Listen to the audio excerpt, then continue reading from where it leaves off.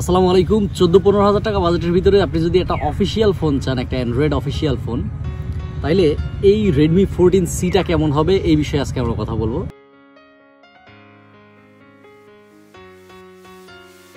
আমরা এটা আনবক্সিং করার মাধ্যমে দেখি। প্রথমেই ফোনটা আছে, এই হচ্ছে আমাদের মেমো যেটা ছিল, এই হচ্ছে ফোন Redmi 14C। আমরা এখনই এটা নিয়ে আসলাম, তো ভাবলাম যে ভিডিওটা আমরা এখনই তৈরি করে ফেলি আপনাদের জন্য। ফোনের সাথে কি কি দিছে আমরা একটু দেখে নিই। এখানে মূলত কাভার দিছে, একটা কভারটা আমরা দেখি। এই হচ্ছে কাভার, কিছু ম্যানুয়াল যে কাগজপত্র থাকে এগুলা। কাভারটা অত ভালো না, নর্মাল টাইপেরই, তারপরে দিছে, এটা ভালো বিষয়। আচ্ছা, এই ফোনটা এখানে কিছু তথ্য দিছে। এটা হচ্ছে 6.88 ইঞ্চির ডিসপ্লে, যদিও এই ডিসপ্লেটা হচ্ছে 720p রেজুলেশনের। এত বড় ডিসপ্লেটা কিন্তু ফুল এইচডি পাচ্ছেন না, এটা 720p রেজুলেশনের হচ্ছে। তো এই বিষয়টা আপনি খেয়াল রাখবেন। পেছনে মূলত এটার যে মেইন ক্যামেরাটা আছে, এই মেইন ক্যামেরাটা হচ্ছে 50 মেগাপিক্সেলের, অর্থাৎ এই মেইন ক্যামেরাটাই হচ্ছে সবচেয়ে ভালো রেজুলেশনের ফটো আপনারা দিবে। বাকি যে ক্যামেরা আছে এগুলো আসলে খুব বেশি কাজের না।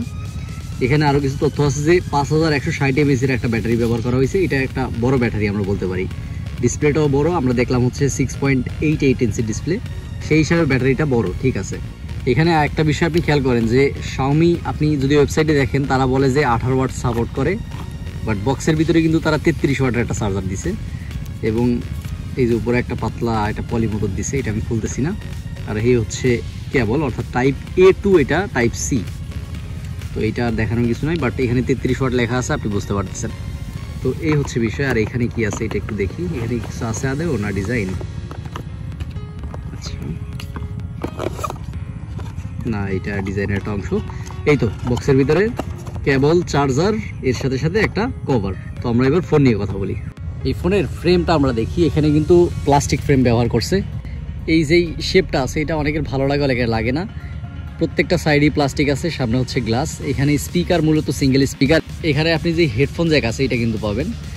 সিমের কথা যদি বলি, এখানে হচ্ছে সিম কার্ড স্লট। এখানে আপনি দুইটা সিম, একটা হচ্ছে এসডি কার্ড দিতে পারবেন, যেটা ভালো বিষয়। এই ফোনের র্যাম হিসাবে ব্যবহার করা হয়েছে 6 গিগাবাইটের র্যাম এবং 8 গিগাবাইটের র্যাম। এর সাথে স্টোরেজের কথা যদি বলি, তাহলে এখানে ব্যবহার করা হয়েছে 128 এবং 256। বাংলাদেশের মার্কেটে অফিসিয়ালি 6128-এর যে ভেরিয়েন্টটা আছে, এইটা সেল হচ্ছে 15,000 টাকায়। এই ফোনের পিছনে ক্যামেরা নিয়ে তো কথা বললাম যে এটা 50 মেগাপিক্সেলের একটা সেন্সর। তো এইটার ভিডিও এবং ফটো কেমন দেয় এটা আমরা এখন দেখবো। এটার সামনের ক্যামেরা নিয়ে যদি কথা বলি, তাহলে এটার সামনের ক্যামেরা হচ্ছে একটা 13 মেগাপিক্সেলের সেন্সর। এটাতে আপনি সর্বোচ্চ 1080p রেজুলেশনে 30 ফ্রেমে ভিডিও করতে পারবেন। এটা মূলত পেছনের ক্ষেত্রেও প্রযোজ্য, অর্থাৎ 1080p 30 ফ্রেমই। এখানে আপনার খুব বেশি প্রত্যাশা করা ঠিক হবে না। তারপর 1080p রেজুলেশন 30 ফ্রেমে বাজেট হিসাবে ঠিক আছে। Redmi 14C এর যেই পেছনের ক্যামেরা আছে, অর্থাৎ মেইন ক্যামেরাটা এটার যেটা আছে, এটা হচ্ছে 50 মেগাপিক্সেলের আমরা জানি। তো এইটাতে আপনি সর্বোচ্চ 1080p 30 ফ্রেমে ভিডিও করতে পারবেন। এখন হচ্ছে 1080p 30 ফ্রেমে ভিডিও হচ্ছে।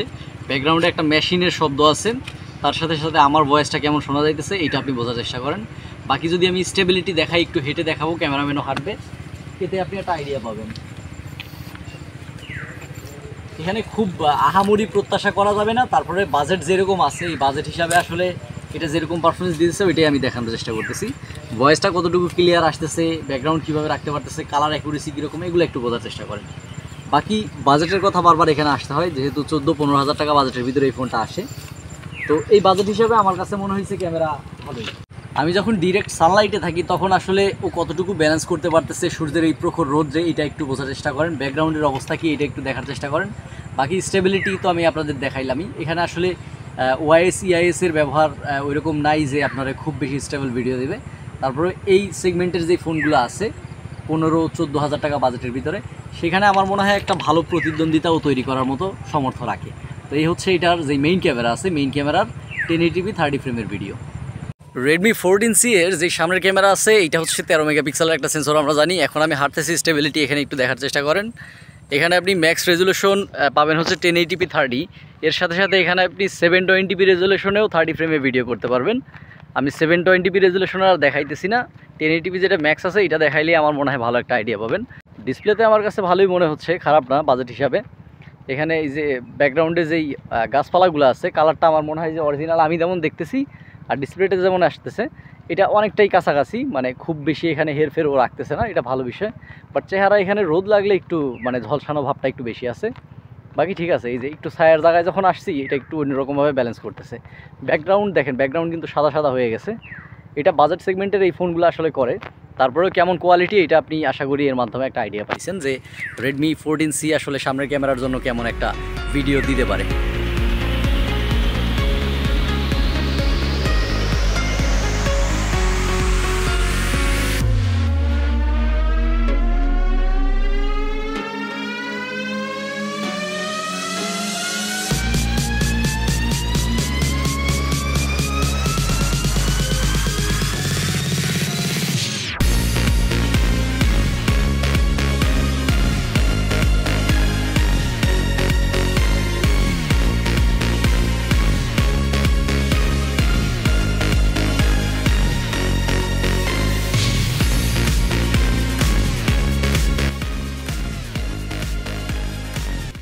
ডিসপ্লেটার দিকে যদি আমরা দেখি, এইটা 120 হার্জের একটা ডিসপ্লে।